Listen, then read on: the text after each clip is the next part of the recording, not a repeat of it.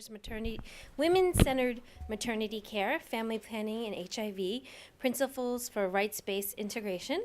My name is Sandeep Bathala. I'm a Senior Program Associate here with the Global Health Initiative at the Woodrow Wilson International Center for Scholars. The Global Health Initiative, I may add, coined its name before the administration.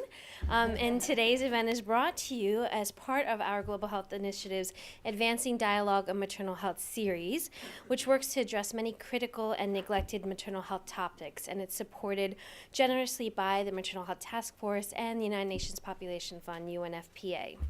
As many of you know, the Woodrow Wilson Center is a formal memorial to our 28th president, the only president thus far to have achieved a PhD. And in his honor, we bring the worlds of academia, policy, and practice together to better inform one another. I am actually going to turn the mic over now to Sarah Craven, who is the chief of the Washington office of the United Nations Population Fund, UNFPA, here in DC, and she'll introduce herself to our speakers, but we do have bios out at the table. If you didn't get a chance to grab them yet, I would encourage that.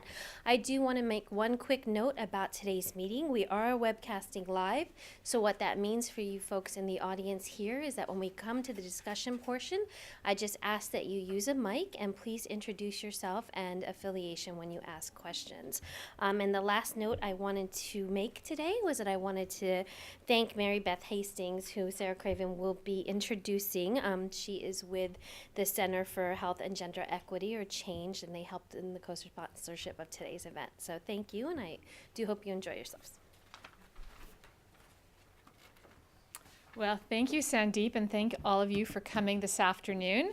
On behalf of UNFPA and our partner, the Maternal Health Task Force, I'm just delighted that we have this event today, and a special thanks to Change, who indeed organized this idea. And I think for those of you who have been coming to our maternal health dialogues, I think this is a wonderful topic that we're talking about today, and a great follow-on to the dialogue we had a few weeks ago on respectful maternity care. So I'm not going to go over the bios. I'm just going to say that we have a really terrific panel of experts today. We're going to hear from each of them, and then we're going to hopefully have enough time to have dialogue for the audience. I've found that at these Wilson Center events, some of our richest conversation is when we're able to engage with you in the audience. So hopefully we have it structured well enough today that we have time for presentations as well as interaction with the audience. We're first going to hear from Dr. Philippa Momah, who is a member of the White Ribbon Alliance Nigeria Board of Directors and the former director of the Family Health Department in the Federal Ministry of Health in Nigeria. We will then hear from Uleta Betamariam, who is the project director for the Last 10 Kilometers project at JSI in Ethiopia. And then we're going to hear from my colleague Louise Dan, who is a partnership specialist and has recently come to UNFPA after time at the Global Fund and before that UNAIDS. And I want to give a special thanks to Louise, who is our 11th hour pinch hitter, because our colleague Dr. Lynn Collins had a family emergency and was unable to come. So Louise gets special points today for joining us. Thank you, Louise. And then finally, we will hear from Mary Beth Hastings, who's the Vice President at the Center for Health and Gender Equity. So with that, I'm going to turn it to you, Dr. Momah, and thank you for joining us.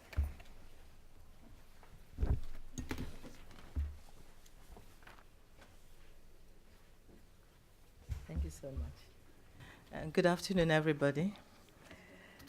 I am Philippa Momah, and I bring you greetings from Nigeria. And I want to thank Mary Beth and her team from the Center for Gender and Health Equity for inviting us.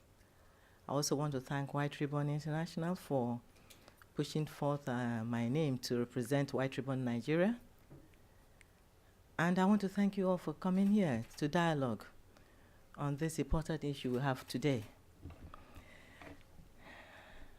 I work with the White Ribbon Alliance. I'm a member of the Board of Directors, White Ribbon Alliance of Nigeria. We have been advocating for improved maternal health, increased access to family planning at all levels in my country, passage of the National Health Bill, and an increase in health financing. And more recently, we started focusing on respectful maternity care. Why? Because it's interesting that about 60–70% of our women attend antenatal care, but not up to 40% bother to have delivery with a skilled birth attendant. So what is happening? And one of the issues is that we believe that the way healthcare providers treat our women may be putting off those 20% that drop off.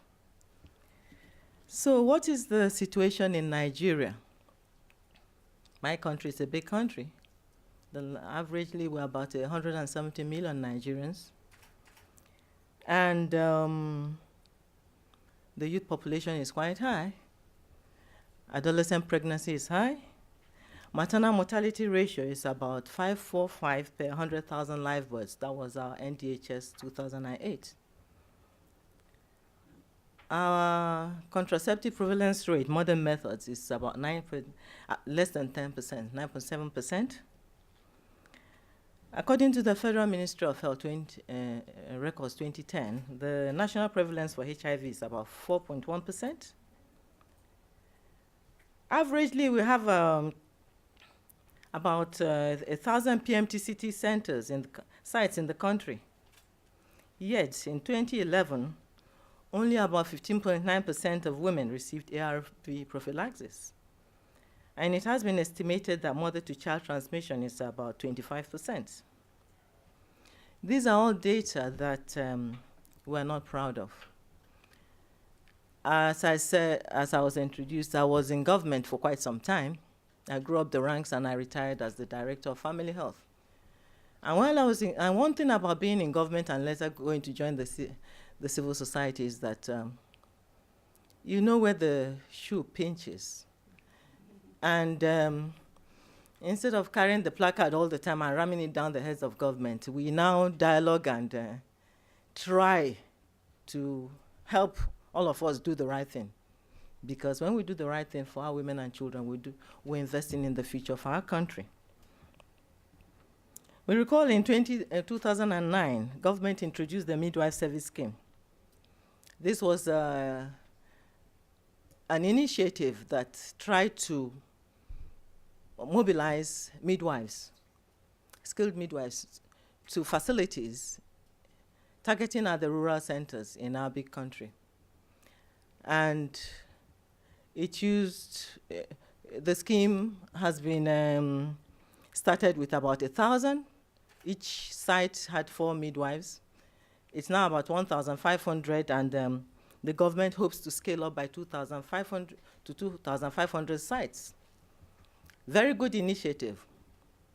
But we need people to make sure that down the line, what is being done, they are being supported also by civil society groups, by those who the services are being put in place for. Then, in 2011, the government puts into place free family planning commodities and services in all public health facilities. All, I say all. This is interesting. And it was during my tenure there, we were glad to be able to do that.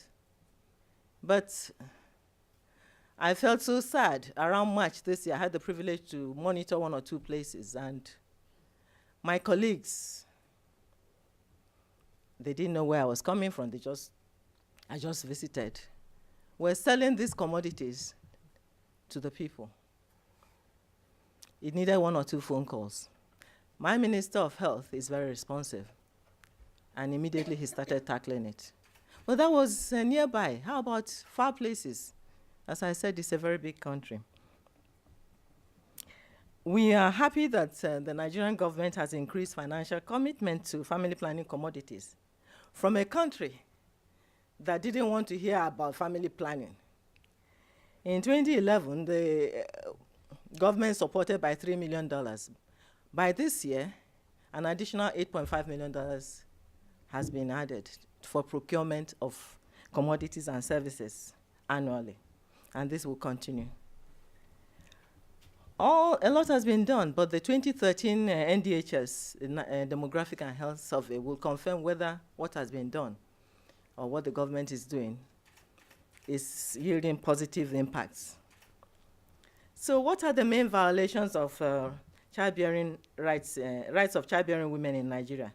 And how does that affect maternal health outcomes? Coming from White Ribbon Alliance, Nigeria, for Safe Motherhood Nigeria, I would say number one is poor clients-provider interaction. Neglect, physical or verbal abuse, nepotism, when you know that I'm working here, I'll treat only my brothers and sisters' wives, and it happens. Another one is deliberate absence of service providers at point of service. I had the privilege to visit 2 facilities that were quite, you don't get there, so it's not so close. But government had invested a lot of funds in there. And I got there. One of them was very well done, painted up, and the gates securely locked. I went to another one, quite a distance. The gates were wide open.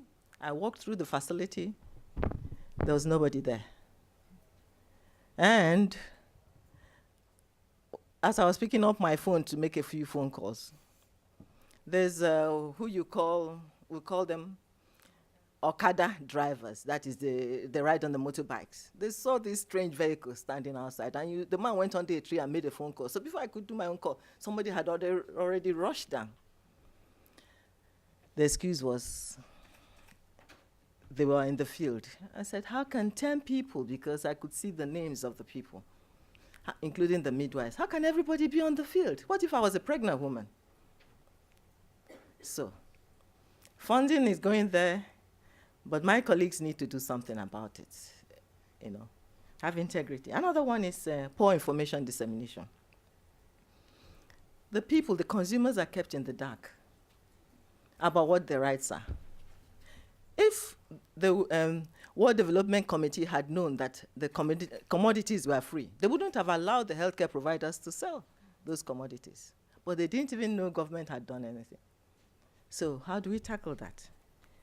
White Ribbon Alliance, how does it affect the outcomes? Women are discouraged from patronizing government health services, and they resort to traditional birth attendants and other unskilled attendants like prayer houses. Wow, that is where they go to. This puts their life at risk and makes progress on maternal, newborn, and child health interventions very slow. On the 6th of June, that's just last week, we had a dialogue on this provider-client interaction, and White Ribbon Alliance was able to facilitate the meeting. Government was there, Line Ministries of Nigeria was there. This was in Abuja. Women groups were there, market women groups were there, the National Council. It was a packed hall. And so the discussion started. One of the women reported she's about 6 months pregnant. I quote her. She said, "It is very annoying how the healthcare providers treat us. We arrive at the clinic between 3 to 4 a.m. to get a number for registration, and yet they will not attend to us. I did this for 2 months before I got registered." Further discussion showed, yes, that they got there at 4 a.m. The nurses were also there, the healthcare providers there. They agreed that the women come there early, but the queues are so much, they go around the whole building. So how do we expect how many nurses to see over 200 clients? That's a question we're still thinking about. Another participant, she spoke in the vernacular, and we had to get an interpreter. She said, government hospital is not the place to go to for maternal care because of the poor attitude of health workers. My sister went to a general hospital. She named the general hospital, but I won't name it. But it was informed there was no bed. Her sister laid on the ground in the hospital premises, and she had to be rushed to a private hospital for an emergency cesarean section after her relations had mobilized funds. She now turned into an activist, and she called on the women. That was why I asked them to interpret, please. She said, "Women, please be smart. Don't allow the men to deceive you. Embrace family planning. Space your children for 3 to 4 years. Save your money so that you can, when you want to have your baby, you can go to any health facility that they'll give you quality care. As members of White Ribbon Alliance, we know government is doing a lot. Why should a woman collect all her money to just go and pay the private providers? Why shouldn't the government health facilities also function like the private ones with respect to giving quality services? So what is the Alliance trying to do to address these violations? We have started a 3-year campaign to advocate for policymakers and health workers to provide respectful maternity care to all pregnant women. We plan to create awareness, and we also want to advocate for health workers to be trained and supported to provide RMC. From the dialogue, we have been asked, the women asked the White Ribbon Alliance to work with government to ensure that our health workers, our colleagues, should see their jobs as a call to service. The service providers are to be trained on ethics and etiquettes. We are also called upon to carry out a stakeholders consultation on how to domesticate the rights of women. We're very grateful for this because government was also listening, and they want us to be very supportive. The US has been helpful in its approach, and we want to thank them so much. There's been an increased focus on women, girls, integration, and country ownership. We have a lot of security challenges, but there are good stories happening. Sokoto State, for example, is in the northern part of Nigeria. We all read the news, there's security issues, but there are good things happening. What sort of good things?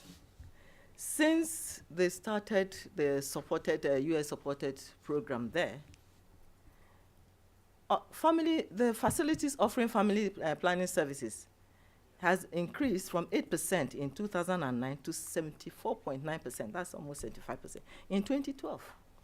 And there's increased uptake of services, there's male involvement. Performance monitoring is also carried out. There's mentoring going on. It needs funding. Even though the skilled birth, the nurse midwives there are only about 15%, the 85% of extension workers have been trained. And the nurse midwives are like mentors and trainers for them. So they are using the healthcare capacity they have there effectively. Can we look at how we can get support to move it to other states too? The people doing the work are resident there. We'll build capacity. I asked a provider, I said, if US funding stops tomorrow, what will you do? She says, those trained extension workers and the midwives have seen the good to the people, and it will run. That's the sort of story we want, because let those who are there provide the services. They know how to do the health challenges and protect one another. How can the US policymakers and program implementers advance the rights of childbearing women? Our communities need to be informed, involved, and empowered on the initiatives that are there. We of the White Ribbon believe that CSOs can be supported to create awareness on respectful maternity care and strengthen community involvement and participation. We can engage the gatekeepers. We can engage the youth groups.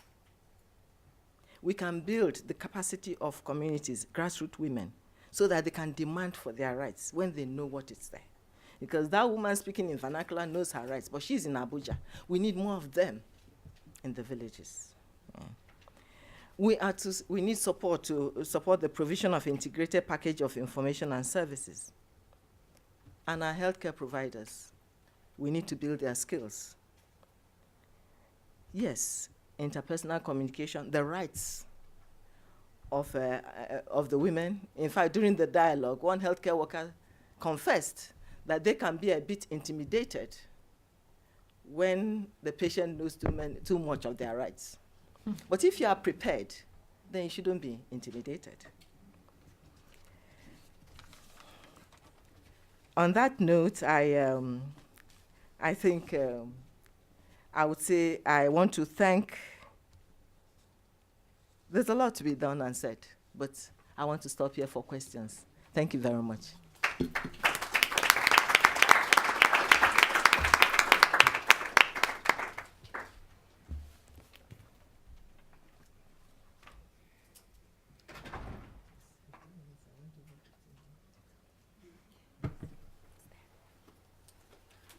Okay. Good afternoon again. Am I covering the presentations for you guys? Okay. Oh, you can see it on that side. Okay. I want to echo my colleague Philippa in thanking Change for inviting us and for all of you for coming to dialogue with us on a very important issue. As noted earlier, my name is Wulet Habita Mariam. I'm the project director for the Last 10 Kilometers project, which is implemented by JSI and mainly funded by Bill and Melinda Gates Foundation, but also receiving funds from USAID and UNICEF. We work primarily at the community level to improve maternal, newborn, and child health services. It's very nice to see colleagues from JSI, all colleagues from other organizations, so special welcome to you all as well. I'm going to present today on community quality improvement approach that we've been implementing over the last couple of years to facilitate more respectful care for pregnant women and increase health worker assisted deliveries in rural Ethiopia. So my presentation outline, I figured you need one at least PowerPoint among the four, that's why I did a PowerPoint. So my presentation outline will be, I'll just say a few words in terms of background about the health extension program. I'll say a few words about the Last 10 Kilometers project, and specifically about the participatory community quality improvement approach. I'll discuss a bit about the barriers to use of facility delivery, which answers to the respectful care component, and then talk about change in coverage that we've seen with some interventions that we've done, and then perhaps say a few words in terms of implications. So as most of you know, Ethiopia is in the eastern part of Africa, has a very high population. About 85 million people live within Ethiopia. Between Nigeria and us, I think we cover probably 1/3 of the African continent. Ethiopia has a very high population growth rate, and it's estimated with the current growth rate that the population will reach about 150 million by 2020. While there has been many improvements in most development indicators, access and utilization of proven and effective health interventions are still a major issue, and this has been resulting in high mortality rates for both mothers and children. I thought I'd show you, for people who have not been to Ethiopia, I thought I'd show you what the terrain in Ethiopia looks like. And this is pretty typical. There are some places where there's a very dense population, but otherwise most of the places are like this. 85 million people scattered around. Imagine how difficult it is to provide any kind of social services, whether it be health, education, or those types of services. Okay. As most other developing countries, the government of Ethiopia and its development partners are working full-fledged to achieve the MDGs, and especially MDG 4 and 5. The good news is that Ethiopia is on track to meet the MDGs for under 5 mortality. Over the last 5 years, between the two Ethiopian DHSs, between 2005 and 2011, there has been a 30% decrease in under 5 mortality, so that's a great news. The not so good story is that the changes in newborn mortality has not happened. As you can see, there's been a very, very slow decline in terms of newborn mortality, and Ethiopia will probably not meet the MDG goals or the targets set for newborn mortality.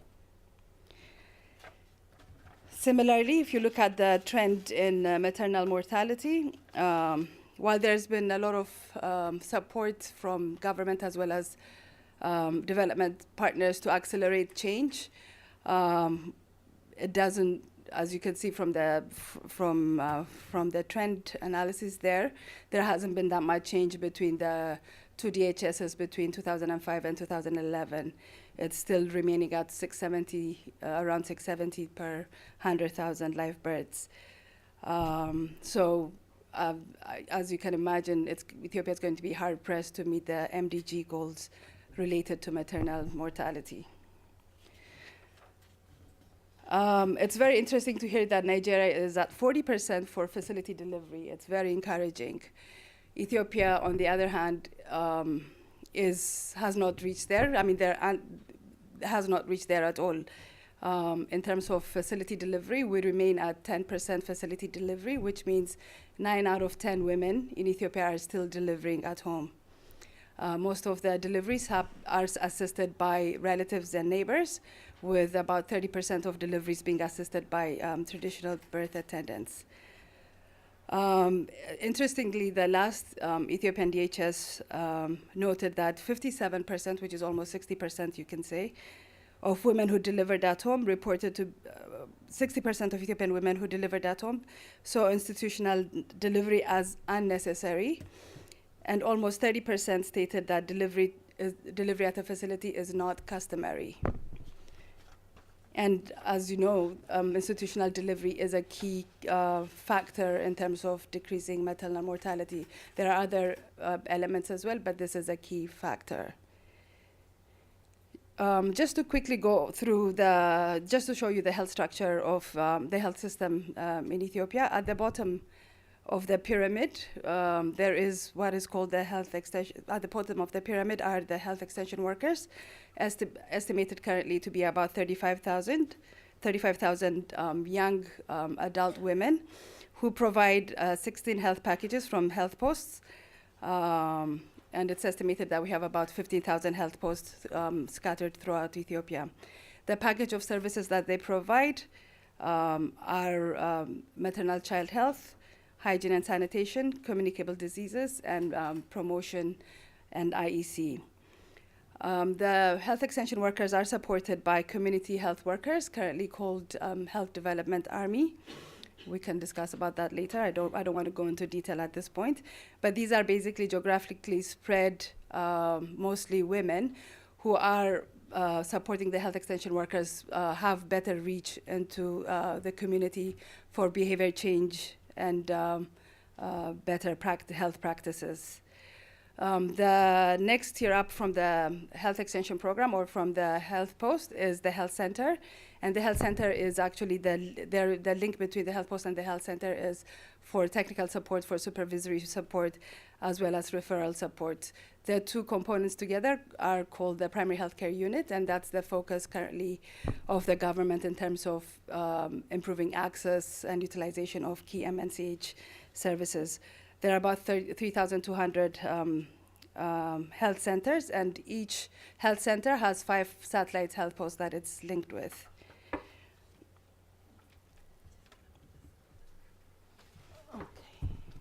Is that okay? All right. So just to reiterate again, I mean, the health extension program is a critical program in terms of improving access and equity to maternal, newborn, and child health services. It was launched in 2004 and is the government's flagship program, again, as I noted, to improve access and equity. There are 2 female health extension workers that are placed at the health post. They're 10th grade graduates who receive a 1-year pre-service training, and they do get in-service training once once they've been deployed, and they serve about 1,000 households and 5,000 population in the terrain that you saw. So imagine how much walking they have to do in order to provide services house to house, mostly in outreach sites, but also provide services from the health post. So the health extension program, as I noted earlier, is primarily providing preventive, promotive, but more increasingly curative services to the Ethiopian population. I think I've said the other ones. So let me come to the last 10 kilometers project. So the goal of the last 10 kilometers project, again, that is primarily funded by the Bill and Melinda Gates Foundation, but also receiving support from UNICEF and USAID, works to strengthen the interaction between Ethiopian families, communities, and the primary healthcare unit to contribute to the achievement of sustainable reproductive, maternal, newborn, and child health improvements at scale. We work closely with the Ethiopian government and other development partners, and we also support 12 local civil society organizations who together with us, who we provide technical support as well as financial support, who together with us implement the activities that we do. The presentation that I'm talking about today focuses on the Gates Foundation funded activities. So I just wanted to make a note of that. So just to let you know about the structure of implementation, as noted, the primary work that we do is the community-based approach, where we try to improve the interactions between household communities and the primary healthcare units. And we cover 115 districts, which is about 30% of the population of Ethiopia. And we work in the 4 most populous areas of the country. In addition to, so that's basically what we do at scale. In addition to the platform, this is what we call the L10K platform. In addition to the platform, we also are testing community strategies for evidence-based scale-up. And one of the ones that I'm going to be presenting is the participatory community quality improvement. I'll call it PCQI, which we're implementing in 14 districts. And then we have another one that is the early care seeking and referral solutions community strategy that we're also testing in 14 other districts to see if these 2 separate community strategies yield better outcomes on top of the platform activities that we're implementing. Okay, this just shows where L10K is working. This is again with the Bill and Melinda Gates Foundation resources.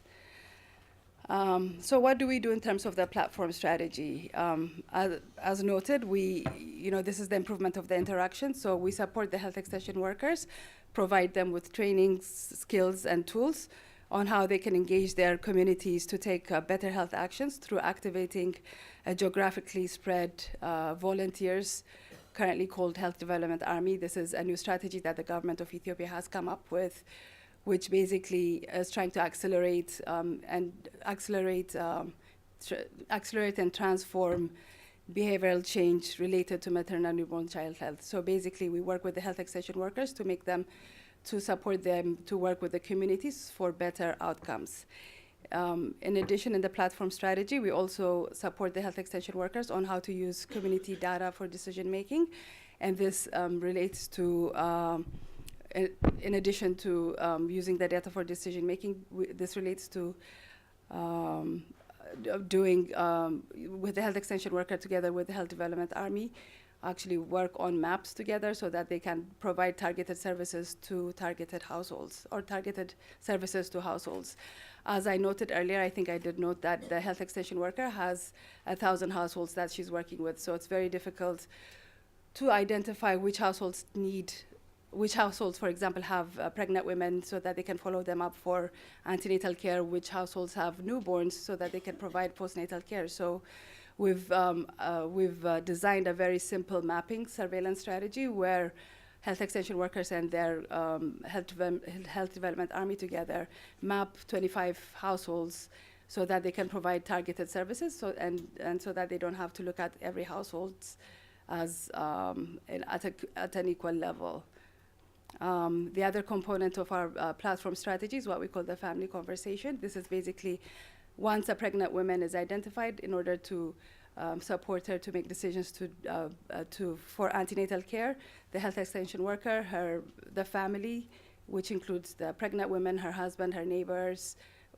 Her neighbors usually are their mother-in-laws or people who are engaged in their daily lives and who support the decision-making in terms of seeking health services and birth preparedness. So we provide support to the health extension workers as well as the Health Development Army to do a family conversation at the household level to enable women to make decisions to receive antenatal care services as well as prepare their births and then be ready for emergencies. In terms of the work that we do, we try, in order to promote sustainability, we anchor our activities, the volunteerism activities with local community institutions so that when the project ends, the results as well as the work continues. So I'm going to laser focus into the PCQI as one of our community strategies, which we are testing in 14 selected districts, as I noted earlier. As it says here, PCQI is a tool that works to improve quality and accessibility of healthcare with greater involvement of the communities in defining, implementing, and monitoring the quality improvement processes. So PCQI enables greater involvement of the community to define, implement, and monitor quality of MNH services. It emphasizes the responsibility for problem identification and problem solving by both the community and the health workers, in this case, the health extension workers. And it promotes simple, doable actions that can be implemented with local resources. Just to go through the PCQI approach, it's actually built from the PDQ that Save the Children has implemented previously. So the approach is basically that community members on their own sit together and meet and discuss about barriers to quality, and the health extension workers and health workers also identify what are the barriers to improved quality, and then they have a joint meeting to discuss the joint quality issues and develop an action plan to overcome the barriers or the bottlenecks that they've identified. So the community discusses on its own. The health extension workers and other health workers from the health center discuss on quality on their own, and they come together for a joint meeting and to identify what are the common bottlenecks and come up with solutions which are implemented through a quality improvement team. And this is done quarterly. So in order to, I feel like I'm giving you a lot of background. So what I've done is, in order to inform this presentation, we've looked at the results of a process evaluation that we conducted in 2011. And this evaluation provides us with rich information on the barriers related to the use of MNCH services, including why women are not utilizing facility delivery. For this presentation, I've pulled out the barriers that have been put forward by communities in what I call the Exploring Quality meetings, which includes discussions on barriers to use facility delivery. The information forwarded here is from 53 Explore Quality meetings from 8 districts where we're working. So it doesn't come as a surprise, I'm sure, to see on the demand side that lack of awareness, physical, geographical barriers, and financial barriers to be key reasons identified by communities in terms of why they are not using facility delivery. And on the supply side, the perceived skills of providers, lack of supplies, infrastructure, and more importantly, lack of interpersonal communications and cultural sensitivity, which we call respectful maternity care, are the ones that have come out as key reasons why women are not using facility delivery. I'm sure you all are aware of the work that was done by Traction in terms of a landscape analysis that has renewed international attention to the importance of dignified interpersonal care during pregnancy and childbirth. It was a study that was commissioned by USAID, and the authors, who are Diana Bowser and Kathleen Hill, identified 7 categories of disrespect and abuse during facility-based childbirth. I'm sure this is not new to you, but just to read it out, it's physical abuse, non-consented care, non-confidential care, non-dignified care, discrimination based on specific patient attributes, abandonment of care, and detention in facilities for fee-for services are the areas that were identified. So in the case of the implementation of PCQI, I've not categorized the statements that came out from our quality improvement or quality explore meetings into the 7 categories.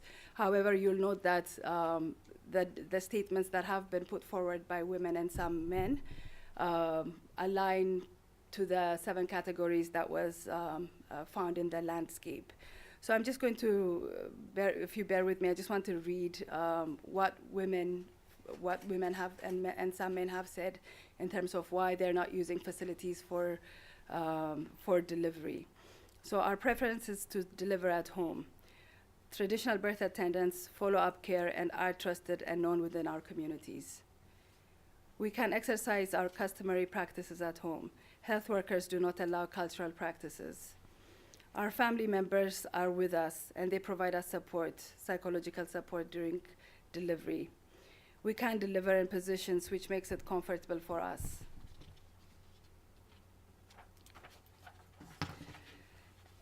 At the health facility, health workers shout at us if we make noise when we are in pain. They scold us. If we scream too loudly, health workers may slap us. Our bodies are exposed to all, no dividers, even passerby can see us naked. Health workers come in and out of the room. Sometimes many of them come in and stare at us with no support. We're left alone during labor, no health worker, no family member. We are treated differently because of the physical appearances. We're not allowed to do our customary practices, coffee ceremony, which is a very traditional thing to do when a woman is laboring in Ethiopia, or we're not allowed to do our customary practices, coffee ceremony during labor and delivery, porridge immediately after delivery. This is very customary practices. We're embarrassed to bare our bodies in front of health workers, and especially the male nurses. So this is so these are accumulation of statements that were made at the different the quality meeting. But I wanted to point out one specific quote from one woman who said, sometimes when a woman gets troubled by a health worker at the first visit, she prefers not to go back again. For that matter, I wouldn't like to be treated, even be touched by a health worker who mistreats me. Under such circumstances, I prefer to stay at home. And I'm sure this does not come as a surprise to any of us here, because if we're mistreated that way, I don't think we'd want to go back to any place, a health facility or whatever it is, unless it is to save perhaps our lives. So I just wanted to note to you what types of interventions the last 10 kilometers have done. This is in the context of the quality improvement approach. So it's not specifically, well, it specifically addresses the respectful care component, but it's within a broader quality improvement context. So through our PCQI interventions, we've trained, mentored, and coached health workers to improve interpersonal communication skills. We've worked with usually district-level health management, because that's where the decision-making happens, to allow customary practices as well as allow family members in labor and delivery. We work with supervisors to better support health workers. And we've also worked on advocacy on women and client-centered and culturally sensitive care with health workers and within the health system at the district level. I just wanted to show you the trend. This is from our, we have project management information system, which shows the trend in terms of institutional delivery in the places where we are supporting the platform activity, as I told you, and the platform activity, which is in the 115 waradas or districts and the 14 districts PCQI waradas. I'm not claiming that this is purely the results of L10K, because there are quite a few things happening in the country. There are secular trends. The government is actually pushing quite a bit on institutional delivery, so there's a lot of activities going at the same time. But we believe we have made a contribution in terms of the increases in the institutional delivery. You can see the trend in the platform waradas or platform districts going up, but in places where we're implementing quality improvement in totality, quality improvement in the broader sense, there is an added increase.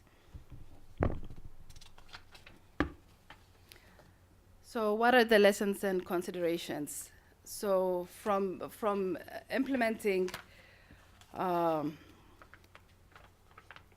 So from implementing the PCQI approach as well as the broader platform approach, one of what we have learned and the considerations that we want to put forward is that community engagement and quality of care can improve health systems to be more responsive to community needs. Maternity services need to address clients' needs and should be culturally sensitive. This is really, in fact, very critical given the fact that, with the MDGs coming up in a couple of years, there's a lot of, again, as I said, push from government to up the institutional delivery. The target currently is at 60% in the next 2 years that women will deliver at a health facility. So you can imagine what kinds of activities could happen at the community level as well as at different levels to kind of push women to deliver in health facilities. I mean, delivering in health facilities is great, but then again, if the facilities are not ready to take up the quadrupling or the doubling or the tripling or the quadrupling of clients, it will actually result in more dehumanizing and perhaps more disrespectful care. So it's within that context that we're putting in these considerations. Respectful care should be recognized as a major deterrent to maternity service uptake, and should be core component of any quality of care and standard of care. Again, while in-service training will address the problem right now, respectful care should be part and parcel of any pre-service curriculum, and probably professional associations could play a key role in ensuring that that happens. And we need to recognize and address the constraints of health workers, because for the most part, we're focusing on the client's needs, and we're not necessarily, at least from this perspective, we have not, from the respectful care perspective, we're not looking at the reasons why providers are acting the way they're providing. What kind of support do they have? What kind of, are they overworked? Are they underpaid? Do they have everything that they need, an enabling facility to provide the services? So we need to understand better what their constraints are and also address their constraints. And finally, the only thing that I would like to add is that we are working with the Women in Health initiative at the Harvard School of Public Health and the Maternal Health Task Force to actually do a targeted assessment on respectful care in selected two of the districts where we're already working on PCQI, so that we have better evidence in terms of what respectful care looks like in selected places in Ethiopia. And we're going to be using the results of this assessment to design context-specific interventions. It's going to be like an implementation research type of an activity, and we'll use the evidence to inform national policy and strategy on respectful care. We should have the results of the assessment up. Hopefully, I was hoping that we'll be able to have it for this meeting, but unfortunately not. But in the next couple of months, we should have it up on our website, so please do visit our website. You might find other interesting things, but the respectful care assessment results will be put on the website in the next couple of months. Thank you.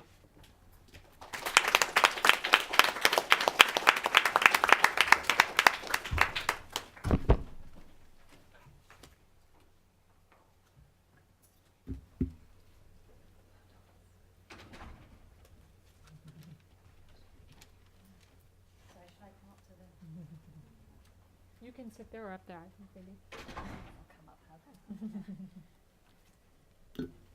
just to move myself up a little. Good afternoon, everyone. I'm afraid, I haven't got as well a structured conversation as my two fellow panelists here, but I was particularly interested in the topic area. For me, I've worked in HIV and public health services for the last, the last 8 years in international development, but previous to that, I actually worked in a London hospital with HIV populations, and that's what I studied. But then it was a complete sort of mind change for me to take that into international development and see what the state of public health services were like in many other countries.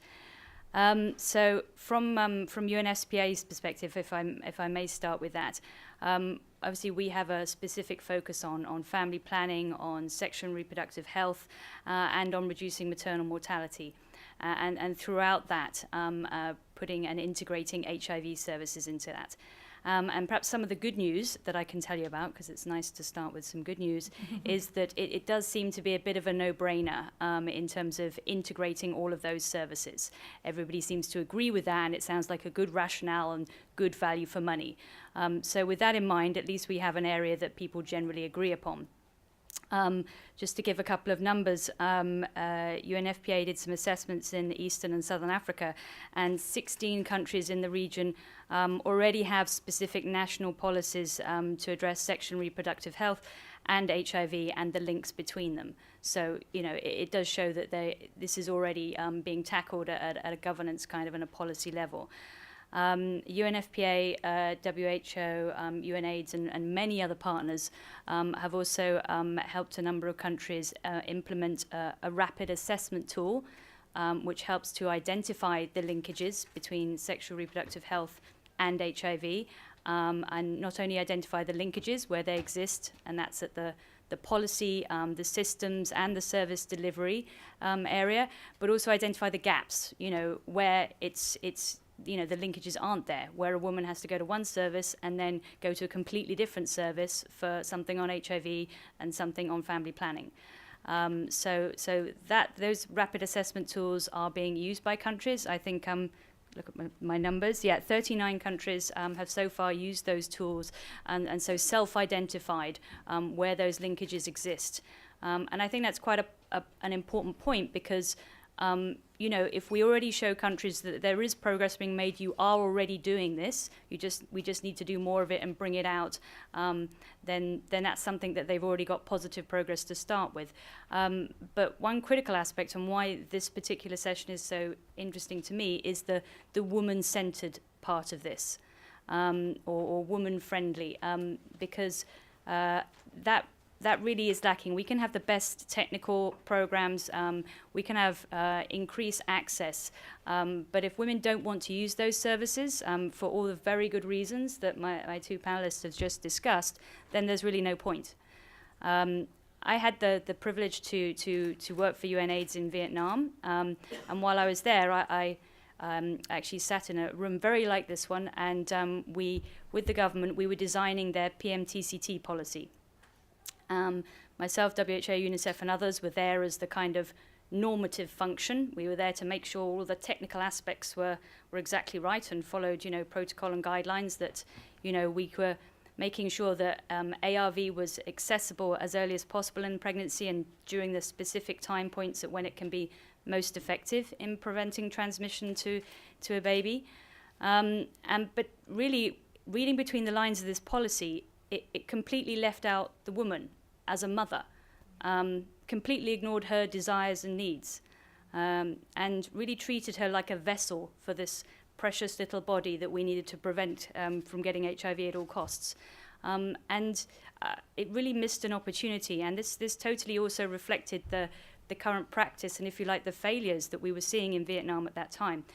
Vietnam was lucky enough to be able to, it was a PEPFAR country, and it had access to ARV and services, or better, or comparatively better than others.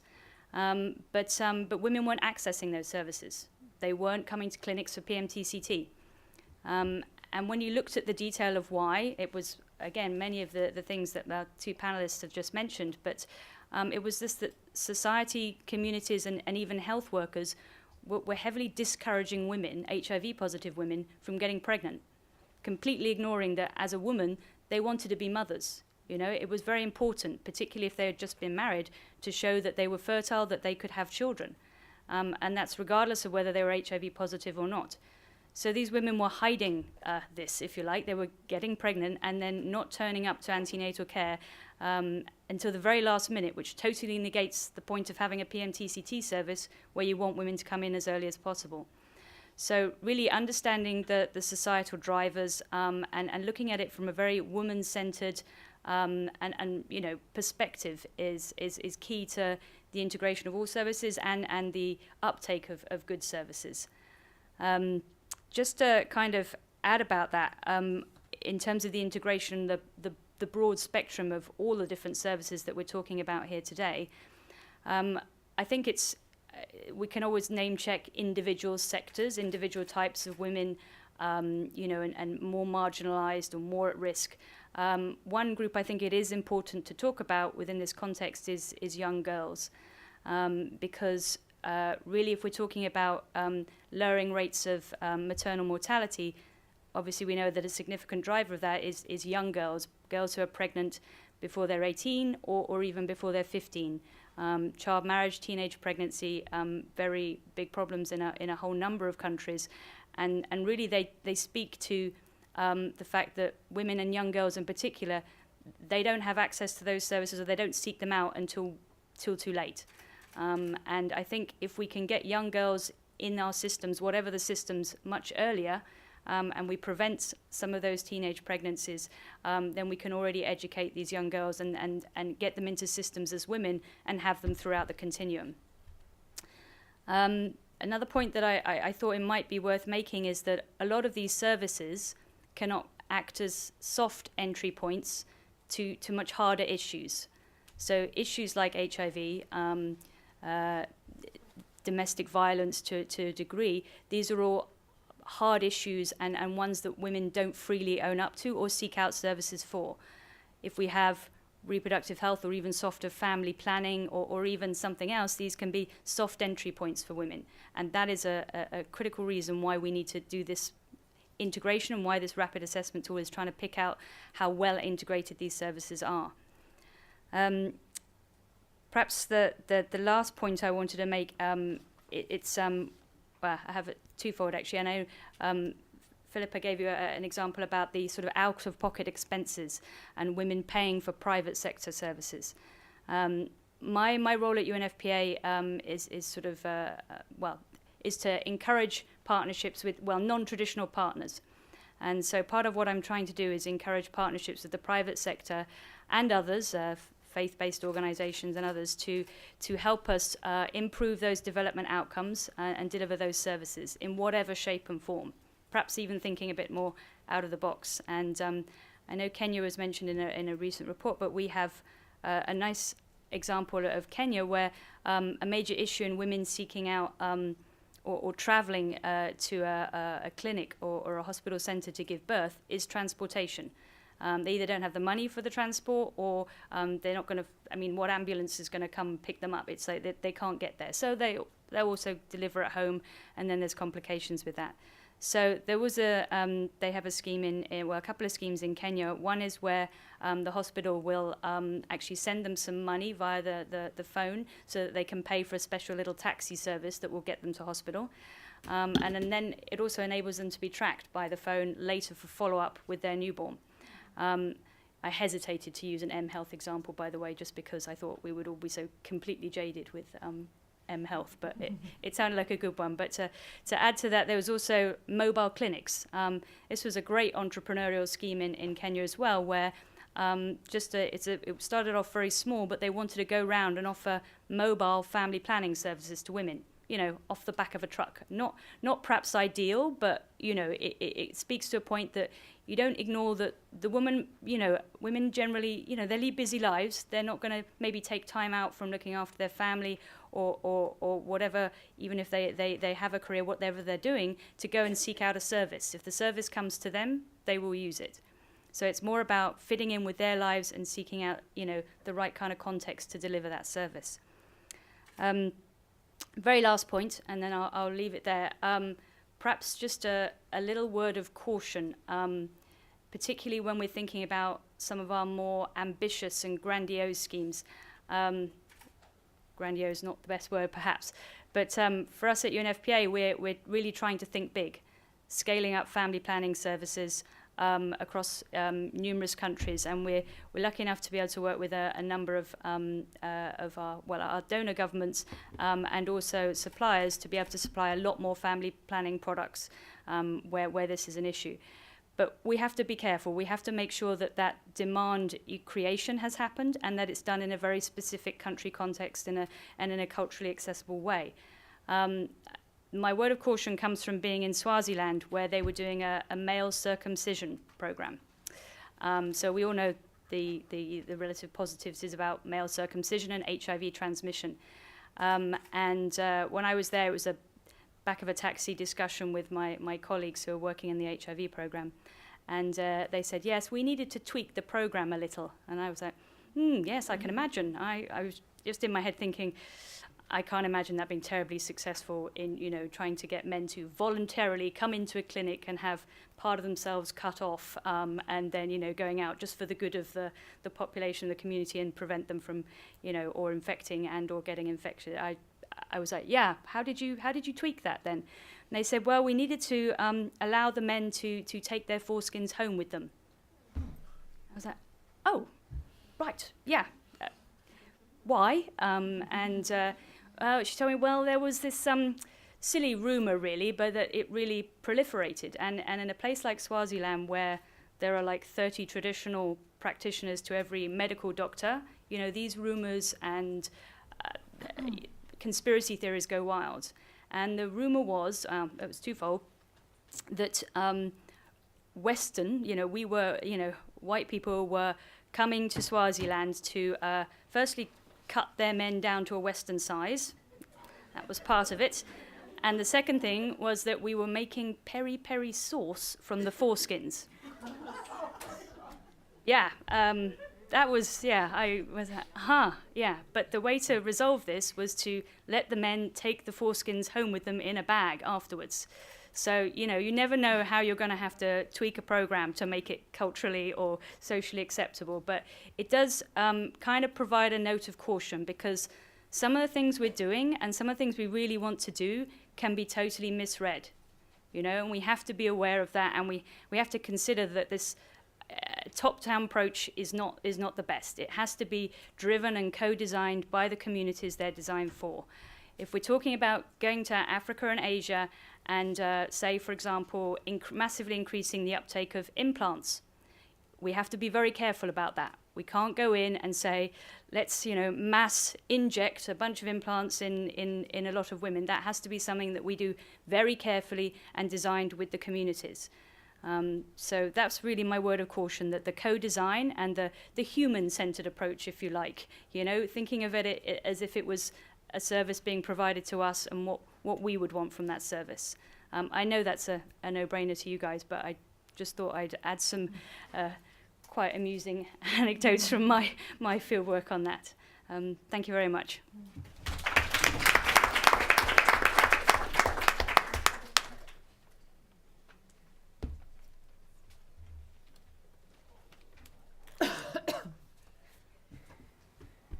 Well, these are tough acts to follow. I just want to start out with just a big thank you to the Wilson Center. It's been a real privilege for Change to co-sponsor this event with the Wilson Center. It's the first time we've co-sponsored something here, and it's just been a delight to work with Sandeep and her staff here, and I just really appreciate everything they've done to get this all together, and to get all of you in the room. And thanks to all of you for coming as well. Thanks to the Change staff who helped make this happen. Many hands at our office were involved in coordinating the travel and this week's events with our guests here. And of course, a big thank you to our guests.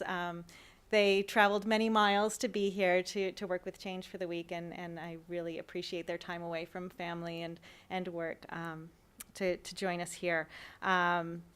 And to UNFPA, Sarah has been amazing, not the least of which because she was able to find us an 11th hour replacement for Dr. Collins, and thank you, Louise, for filling in at such late notice. So I work for Change, and if you don't know what Change is, we are an organization that focuses on promoting the sexual and reproductive health of women and girls through advocacy and U.S. Global health policy. And so when we say sexual and reproductive health, we're talking about HIV, family planning, and maternal health, the three topics that have already come up here today. And we want to bring this discussion as a holistic discussion of these three issues. And the reason we want to do that is because, primarily because that's how women experience them, but also because of kind of a horrible secret. Now, it's been touched on by our panelists, but we haven't explored it fully. Moms have sex. It's true. All over the world, moms have sex. And there's probably a mom having sex right now. And I say this in a lighthearted way, but it seems to me that some of the world's barriers, our mental roadblocks between family planning, HIV, and maternal health are that we can't grapple with this idea that moms have sex, and especially that moms have non-procreative sex. I mean, God forbid they're not having sex to have children, right? And so I think it's really important for us to talk about this because there's a political dynamic to this, right? It's not just that conceptually we find that there are differences in these things. In the maternal health community, we've benefited to a certain extent from this idea of motherhood being pure and not tainted by sex. Oh, sure, they had sex once to have one kid or two kids, But to talk about maternal health on Capitol Hill or in different political venues is much easier. Talking about saving a mother's life is much easier than trying to convince people that women need products to have sex and not have children, right? That's a much harder political sell. And so just I want to challenge us to think a little bit about how we've all decided to kind of protect motherhood from that association with sex.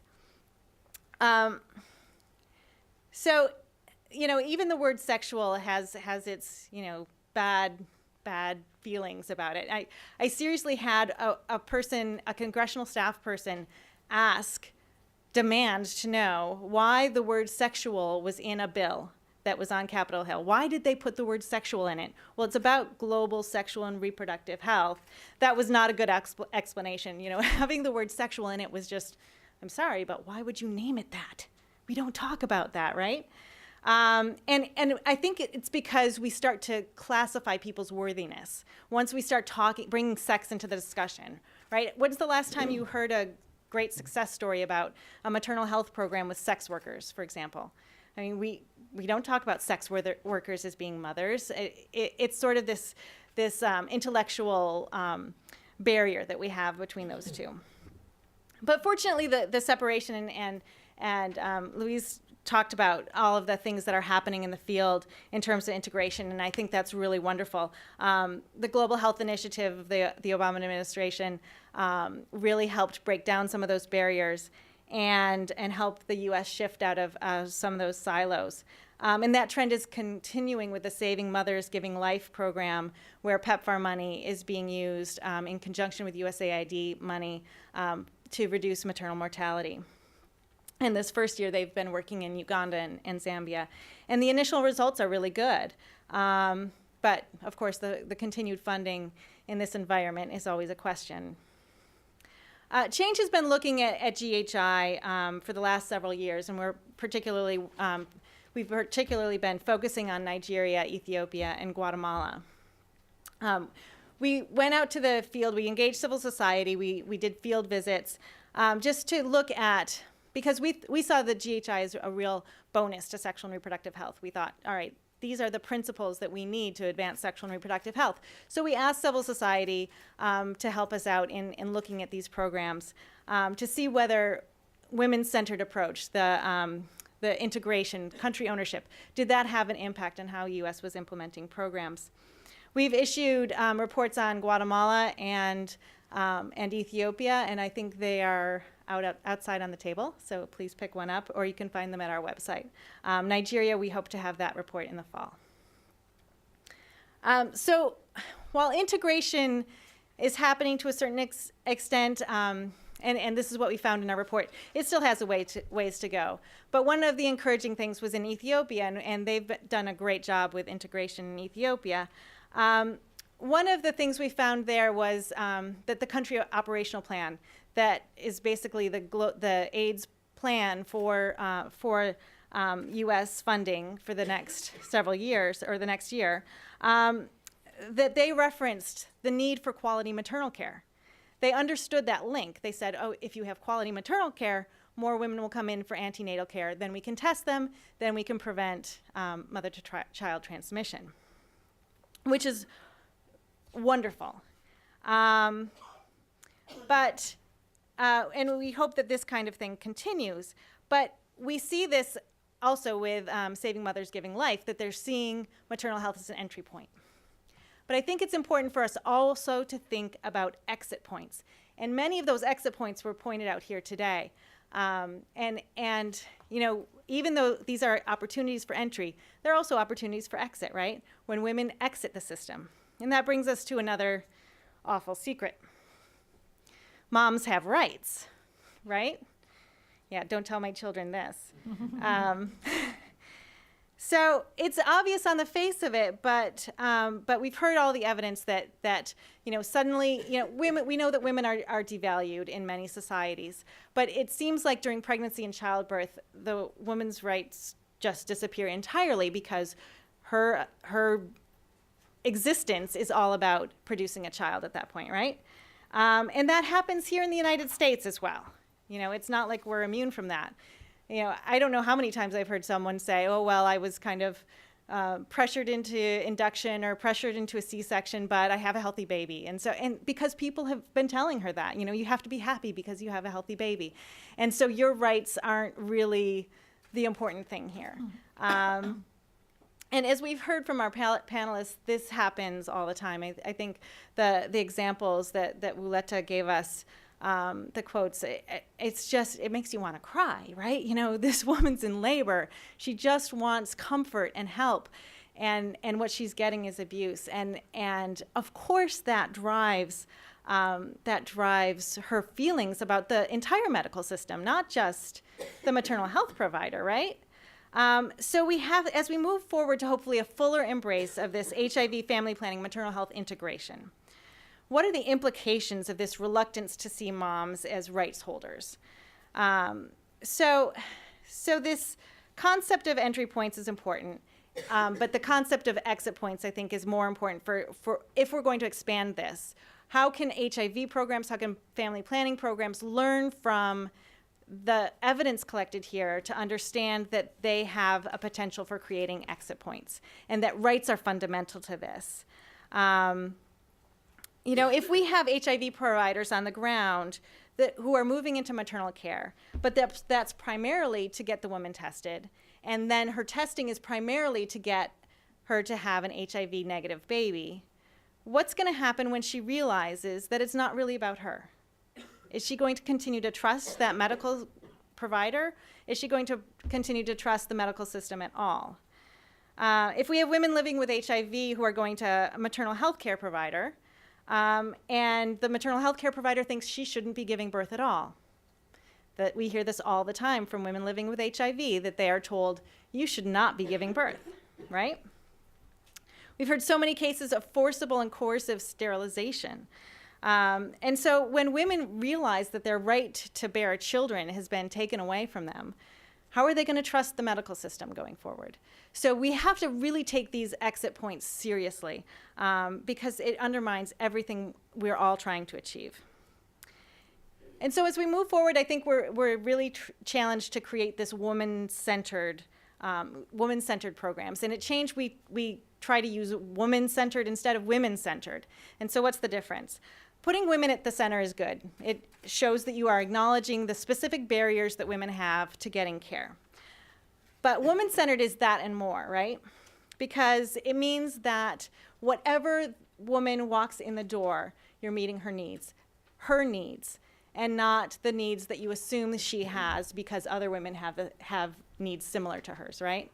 So she's getting the information she needs, she's getting options in terms of her family planning choices. She's not being judged for being a mom having sex or just a woman having sex, right? So one of the questions I ask myself about all of this, though, is indicators, right? We're measuring lots of things in the field. And it's wonderful that there are examples like the PCQI where we're measuring quality of care in terms of what people's experience of care. But that doesn't always happen, right? so many times the indicators are just the health outcomes. And so how do we make sure that donors especially are capturing this more nuanced, we're not going to know we lose women because of lack of respectful care if we're not measuring it, right? So, so I'm encouraged to see where USAID in particular and other donors are funding citizen monitoring. And I just wanted to mention the program of the woman who was going to be here from Guatemala, but unfortunately had visa issues. Marta Julia Ruiz is an indigenous Guatemalan woman, a doctor, and she's worked her whole life to improve access to sexual and reproductive health in Guatemala.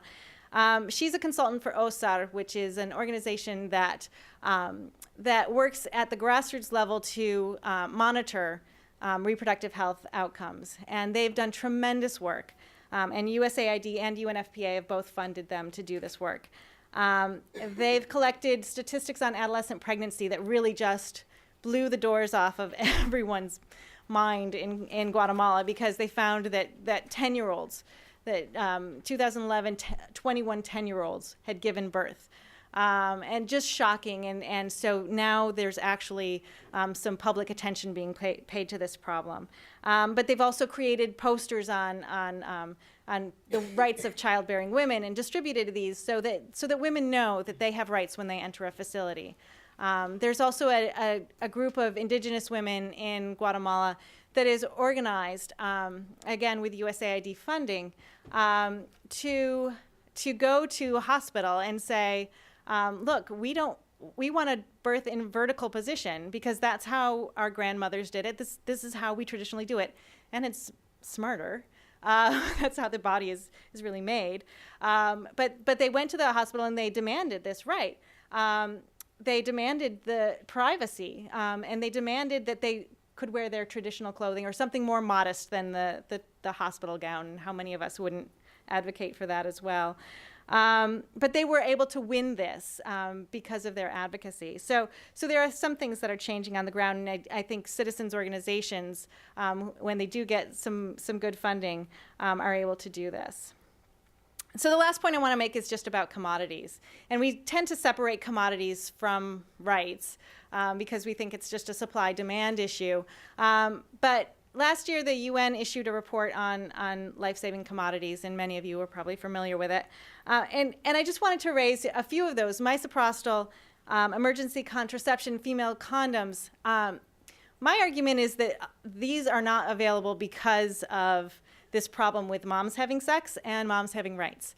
Unless we have decided that women can be trusted to make the decision to use emergency contraception or use female condoms, that healthcare workers can be trusted to use misoprostol in appropriate situations, then we're not going to make progress here.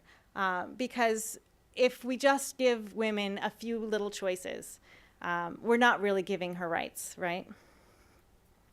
So I think if we embrace our two uncomfortable secrets, that moms have sex and moms have rights, I think we can move forward to a woman-centered, rights-based approach to integration. And I think this conversation is a helpful step forward. And I'm looking forward to the dialogue that we're going to have. But I just want to underscore that we all have a stake in this, right? That because of those exit points, whether we're coming from a maternal health angle, an HIV angle, or a family planning angle, we all have a stake in making sure that women are cared for in a human way. And so hopefully we can move that forward. Thanks very much.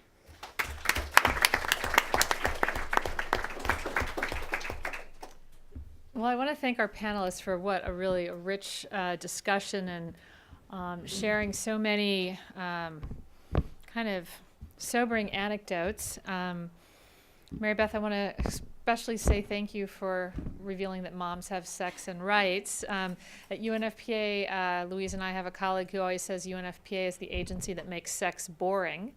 So I think we do sometimes don't talk about that in an open way. And I just want to say thank you both for coming from so far to tell us some very sobering anecdotes. And I have to think I would not want to be a healthcare worker in Nigeria, not doing my job and having Dr. Momah come with her cell phone. So we're going to open it up now to questions and dialogue. I really think this is such an important conversation right now where we are 20 years post-Cairo, and as we're looking forward to a post-MDG framework, that we are talking about a women-centered approach, is what we were talking about 20 years ago.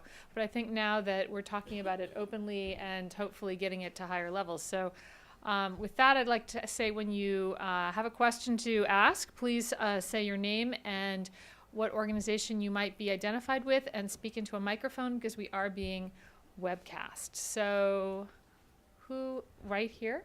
And we have a mic, a floating mic, I think.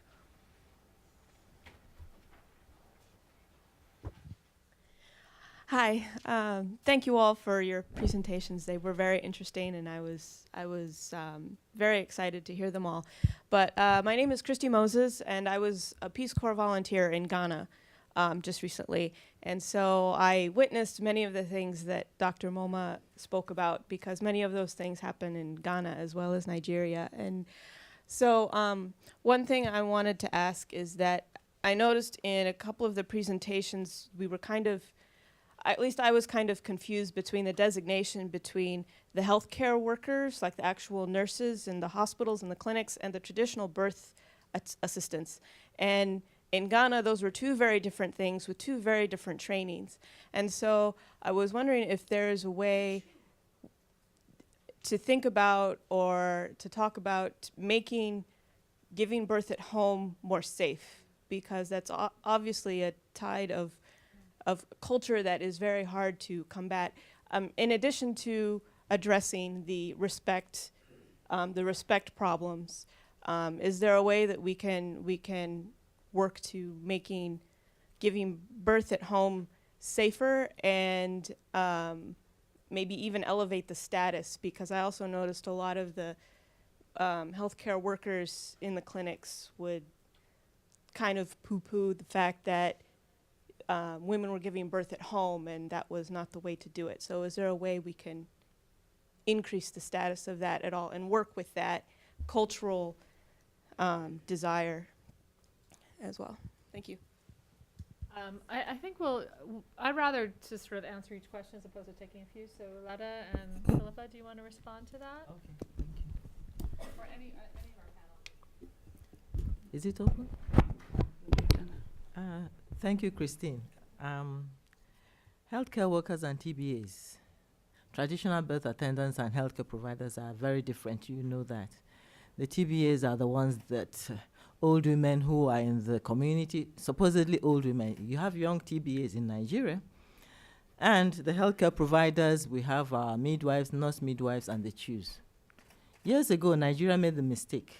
I say mistake because it contributed a lot to the maternal mortality. We made a mistake of putting in funds to train the TBAs to take deliveries. It caused problems. So we went the other way and said, look, TBAs are respected. Traditional birth attendants are respected in the community, but can you play the role of being a community advocate? Bring these women to the health centers, and we'll support you. And that's what we're trying to do now, trying to disengage them from taking attendance, because our focus now is that every pregnancy can be a risk. And with our midwife service scheme, whereby we have put in midwives supposedly in all the communities, in the how many sites, already the existing community, the existing facilities, but we had to put in extra to support. So these health workers, these midwives, 4 for each site. And how are they monitored? For each 4 sites of midwives, PHCs, they are in the primary healthcare centers. They have a general hospital that is a wheel and hub, it's a spoke and wheel system whereby there's a general hospital at the center and then these PHCs around it. And if the midwives have problem, they refer. And these midwives are supposed to take home deliveries. I say supposed. They are equipped with what we call kits, whereby if there's a home delivery, they should carry their kids and move there.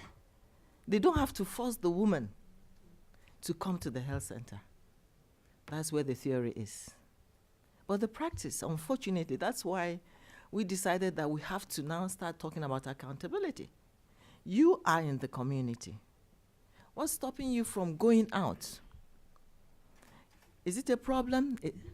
Then the security comes in. Hello? There are issues. They may not want to go there because of the security.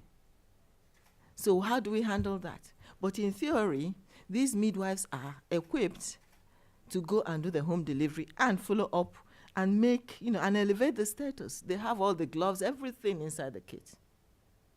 And to facilitate what they're doing, we promoted what we call twinning, whereby there's a lot of money going into the system. Unfortunately, it hasn't started translating. In every state in Nigeria, there are 36 states and the Federal Capital Territory. There's a teaching hospital, minimum. In Nigeria, we have over 70 teaching hospitals. Well, let me just say, in every state, there's a teaching hospital. And within these teaching hospitals, you have the concentration of obstetricians, doctors, so many of them. And I say, can't you twin and adopt a PHC and oversee what is happening there?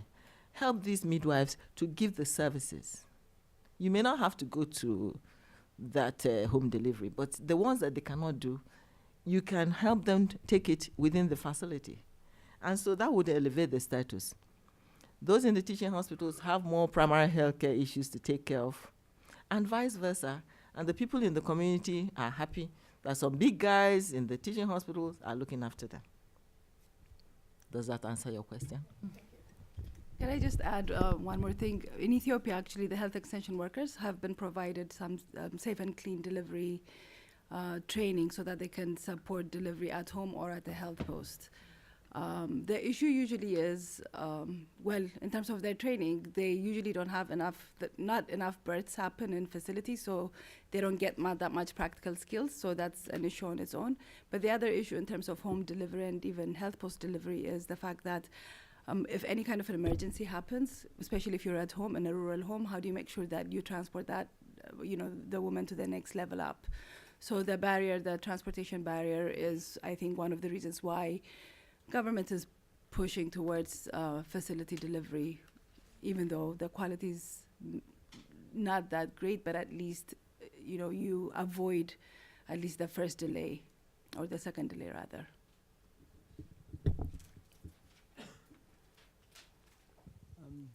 First off, thank you all. It's been a wonderful presentation. My name is John Woodmansey. I'm with the McCain Institute for International Leadership.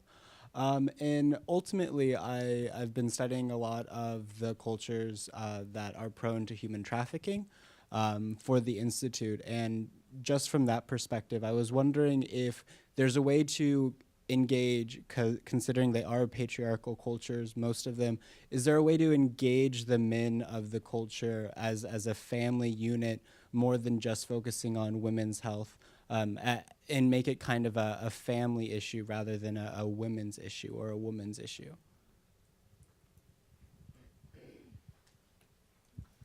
Mary Beth? Yeah. Do dads have sex, Mary Beth? No, not at all. Not with moms. Only if they're lucky. I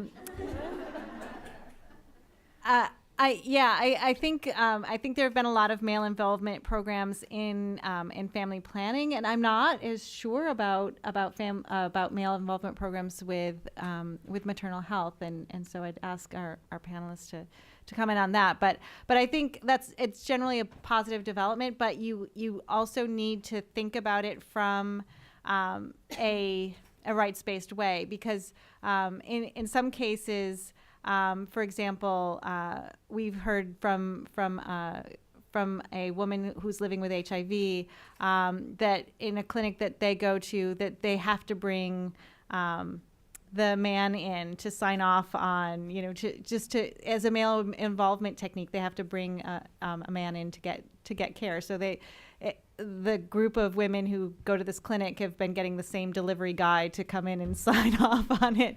So, we have to design these programs very carefully to make sure that it's not a limitation to women. Especially given the patriarchal nature of some of these societies. If I can add in, one of the things that I had stated in terms of the project that I'm working on, the Last 10 Kilometers project, one of the things that we've started working on is what we call family conversation, because at the end of the day, during delivery, a woman she doesn't choose necessarily where she wants to go. It's the people that are around her, including her husband, her mother-in-law, other community leaders that are the ones that make the decision. So we're trying to engage men from the beginning in terms of birth preparedness, as well as emergency readiness, to make sure that they know, they make the decision together and act on the decisions together. So there are actions that are doing that. And just to add, in Lagos State, which is one of the big states in Nigeria, the governor got the young men out of the road. They call them area boys. They used to cause problems and all that. They got them off the road and got them engaged, put them good uniforms on them, made them street wardens and cleaning up roads, gave them a skill. Now, they are looking into the area of engaging these youths to be like they're out of school and all that, to be like, to be involved in HIV family planning integration, to educate one another, get them off the roads and pay them for engaging themselves. And if their colleagues that are young are pregnant, to bring them to the clinics, whereby they can have all the, we're talking integration. It's been on paper, integrate RH, integrate maternal health and the three of them, but it's not happening. So they're now trying to think of how to build the youth as peer mobilizers, the young men, and then get them to get their colleagues to the clinics and pay them. Thank you. Hi, good afternoon. Thank you all so much for your very, very interesting presentations. My name is Tokumbo Koiki. I'm an Atlas Core Fellow from the United Kingdom, and I'm also originally from Nigeria by heritage. It's actually interesting that you brought up Lagos because as I was listening to your presentation, I was tweeting about it and talking about all the different things that was coming up, especially that funny story about the peri-peri sauce. I don't think I'll ever go to Nando's in the same light ever again. But okay, so as I was tweeting, one of my friends who's based in Lagos responded to me that, because I said, I can't imagine how a woman who's going through childbirth is then being abused by another woman. I mean, a man, maybe you can understand he doesn't get it, but another woman, I could not comprehend how that could happen. And her response was, oh, that's just a normal thing in Nigerian hospitals and, they're used to it. And then she then sent me a private message saying that she's actually 15 weeks pregnant, but she hasn't started antenatal care. This is her second child. And the reason being, because of her first experience with her first child was so horrific that she's actually not wanting to go and get antenatal care. And this is a woman who is actually, she's not very rich, but she's what you would class, I guess, middle class. She's had experiences, she talked about her sister's experiences. And then he also made me remember when I lived in Lagos and I took my daughter to the Children's Hospital, one of the big areas in Surulere, and I was absolutely appalled by the way they were taking blood out of children. And it was actually one of the contributing reasons why I left Nigeria. And just thinking about what you said about you doing site visits. Now, as somebody who when I see something wrong, I make a complaint. I wanted to actually make a complaint about that treatment, but I didn't know who to call. I didn't know who to phone. And then I had the issue of when people heard me speak and they knew that I was from the UK, it was, oh, let's quickly apprehend her and, let's quickly make her shut up. And I don't want that situation. I want it to be a case where who can we complain to when you're not able to make those site visits, but we can actually say, well, I know I can call Dr. Momah and or I can call this person and know that something will be done about these situations. Thank you. I want to plead and say please in my language, in your language, which is please forgive. Why do I say so? I spent 30 years of my life in government and I retired at a high level and I knew the efforts were put in. And if my colleagues are not going to do the work, I'm going to spend the remaining part of my life trying to make them do what they're going to do, engaging every other person. Lagos State is one of our bearers that they are doing well. You see, the maternal mortality rate in Nigeria is terrible. So the short way out is to now subdivide into the states and say you are doing well, you are not doing well. Hello, when you stay at the governors forum, those governors, you tell them, see what you're doing for your women, see what you're not doing for your women. And the Lagos State guy is trying to do well. And I'm glad you are complaining. And while I was in service, some complaints had already come, and I'll use my phone and I get who I'll get. And there's a redress. Please let her go for antenatal care. Please let her access. Please, there are still a few voices that will listen. A lot of efforts is being put. Why do you have to pay money before you get quality care? The doctors are paid, the nurses are paid, the equipment is there. In the private hospital, the private man has to do all these things. Yet in the government one, government puts in a lot. So it just needs the community like you and I to say, please do your work. Your 8 hours there, kindly render services. And by falling back and saying she will not go there again, I might as well go to bed and say, well, we're losing, But if people like your sister insists on her right and gathers others around, people will sit up. Does it help? Thank you. Nancy in the back. Thank you for this really stimulating talk and for starting women-centered care. I think it's a really important step.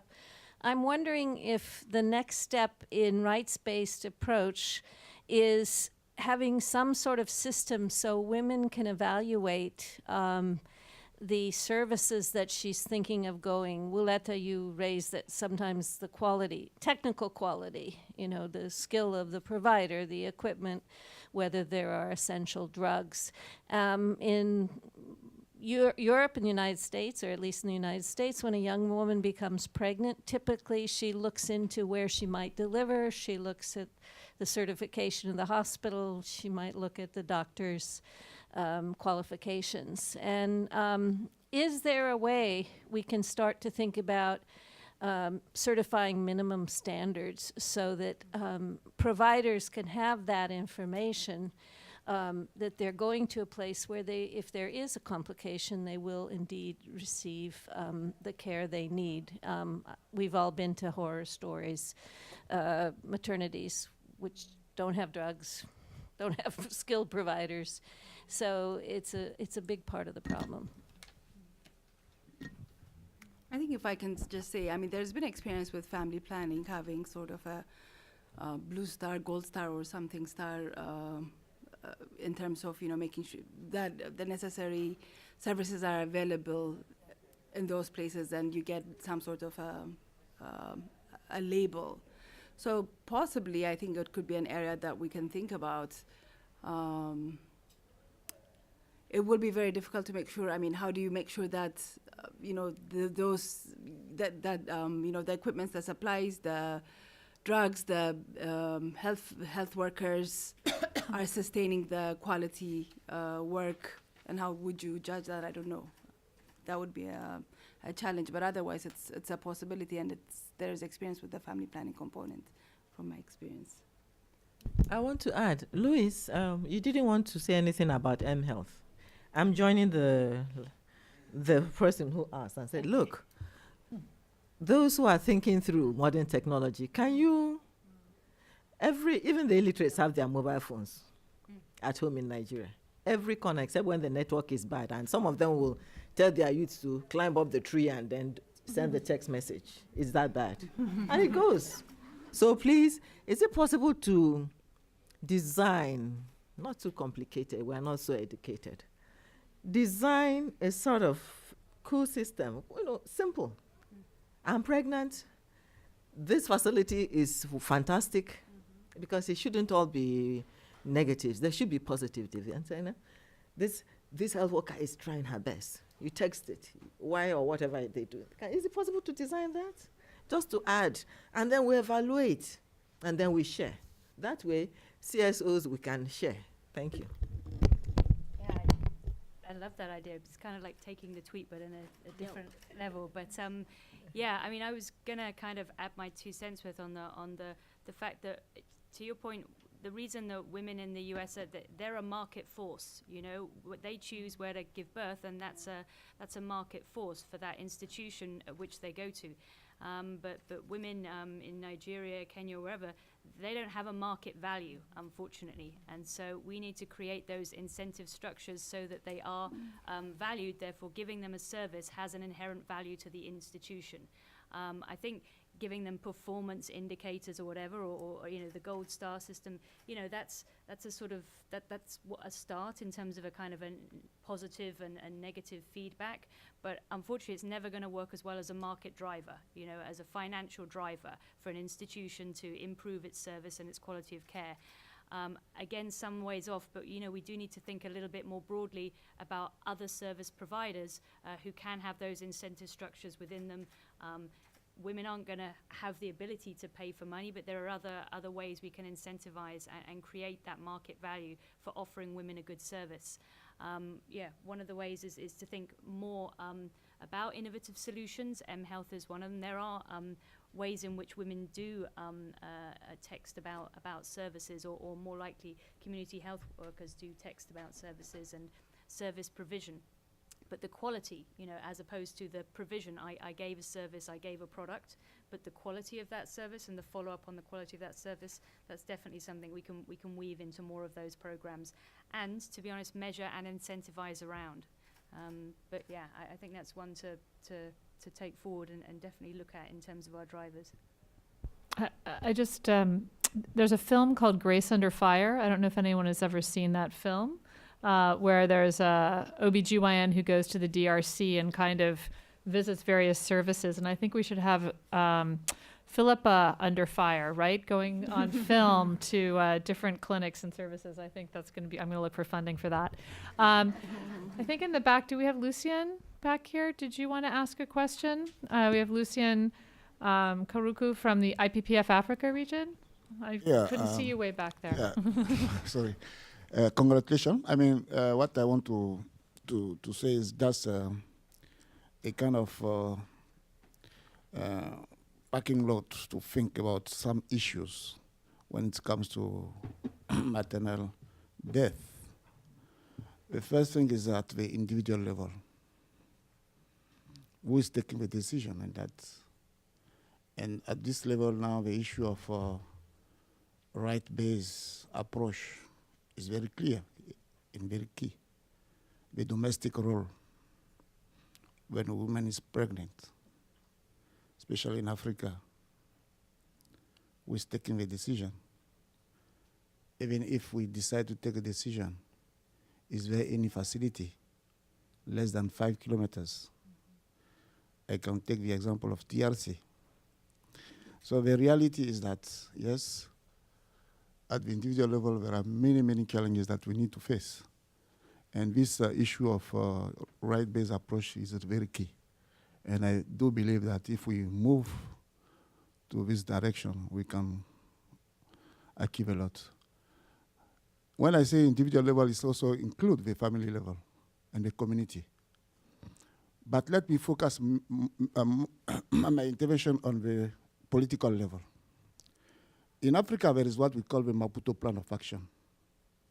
For the first time in Africa, the head of states committed themselves to come up with what we call the reproductive health policy with a clear action plan.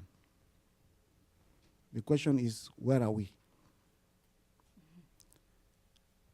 But before that, there was what we call Abuja Declaration, where they commit themselves to provide 15% of the budget to health. Recently, I was attending the AU meeting, and the report was made. Less than 5 countries have made this progress. And the paradox is that those who are considered as being the best in terms of economic growth, they are the one where the indicators in terms of maternal mortality is the worst. South Africa, Nigeria, Cote d'Ivoire, DRC, you see. So the paradox is there, and then we are asking ourselves, so what's next? And the question is, sometimes when it comes to the security budget, the army, we don't hang our hands to say, please help us. But when it comes to health, we want WHO, UNFPA, USAID, and so and so. So at the political level, there is a kind of new commitment that we need to take. Even though if there is some documents which are existing, but what next in terms of implementation? UNFPA is promoting also the Karma initiative. Is it just to launch it by the first ladies? Is it that we want to achieve, or is there anything else beyond? So we launch the Karma, and then later on, we are still facing the fact that women are dying because they are giving birth. And these are the things that IPPF is trying to put in its agenda, to ensure that anywhere, especially in Africa,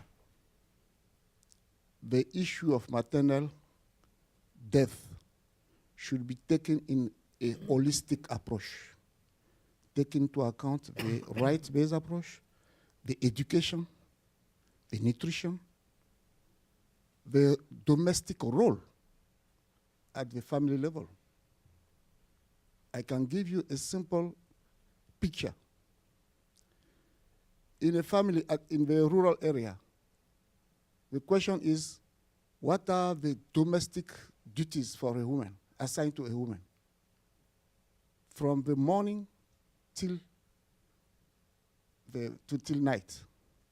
The same people with the men, what are they doing? And then this is very interesting when you make the analysis in terms of a woman who is pregnant, who is pregnant. What is she doing, even when she is pregnant? What kind of food she access? What education she receive? Even if we go to the rural area to sensitize the people, is she available to go to attend and to be educated? So these are the questions that perhaps we need to talk about also, in addition to what you have said. And I really appreciate the experiences of Ethiopia and Nigeria. These are key. And when we bring the issue of sexual rights and issue of human rights or issue of sexuality, I was telling that last time when I was presenting, how can we domesticate this language for us? Because talking about sexuality in my language, sometimes you have to hide yourself somewhere to talk about it. So is there any possibility to domesticate this language so that it will be accessible to everybody? So these are the things that I hope if we'll deal with that, it will be helpful. The last thing, and I appreciate the fact that we want to integrate HIV and the other components. Yes, it is an entry point to certainly involve men. Because the male involvement sometimes when it comes to the babies, it's very amazing.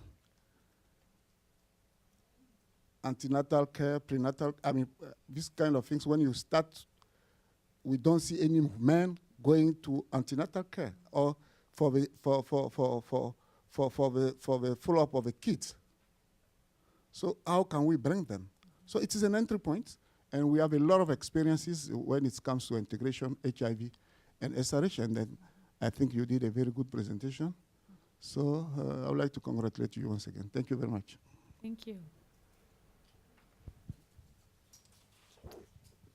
Okay, I see a couple more hands in the back of the room. So maybe if we could take those two questions together, and then, well, three. Okay, let's do three and do responses. And then I'm very happy to say that we have a lovely wine and cheese reception where you will be able to speak individually with our panel if they have time to stay, which I think they do. So why don't we do 1, 2, 3, and try to keep your interventions brief so we can get all points in and get to our reception. So yes, hi, good afternoon. My name is Shalini Edens. I'm with the UN Foundation, and I'm really pleased to hear all of your presentations. And My question is actually kind of similar to the previous comment, and how do we actually take this language around a women-centered approach, a rights-based approach, and put it in the advocacy context? I think one of the challenges that we find oftentimes in advocacy is that what we know works on the ground from a programmatic level, from the grassroots level, doesn't always translate up within an advocacy arena. And I'm really curious to hear from any of the presenters how we can take what is clearly working for women in terms of delivery of services into an advocacy context. Hi, my name is Catherine Scott. I'm with Handicap International. One of the programs I'm privileged to work on is an HIV/AIDS program that works with disabled communities in Ethiopia. And I was wondering if the panel could speak to whether or not you've been able to mainstream disability for women into your programs, because as I'm sure you all know, women are doubly vulnerable. And as I appreciate your comment about sex, they are having sex. As well as the implications surrounding countries who are ratifying the UNCRPD and Article 25, which gives them that right to reproductive and sexual health. So. There was one more person. Who was it? Hi, my name is Amy Metzger from Christian Connections for International Health, and I just wanted to thank Louise for mentioning that she's trying to reach out to FBOs, and just wanted to see if you had some examples of successful stories and just advice or encouragement, because that seems to be such an obstacle, especially with family planning. If you look at the fact that we need to reach 120 million women by 2020, we can't do it without the faith community, so we really need to encourage those partnerships. So if you have any examples or encouragement, that would be great. I have a quick comment, if you don't mind. I know you said 3. Okay. My name is Thea Cook. I work with the Woodrow Wilson Center. And I wanted to take a page from something I heard from social entrepreneurship and how they use apps to empower women to open their own business and communicate and network. And I think you were talking about how women text and try to find hospitals are close. How would an app for a telephone help empower women and help them to communicate, especially with maternal issues and delivery? Okay.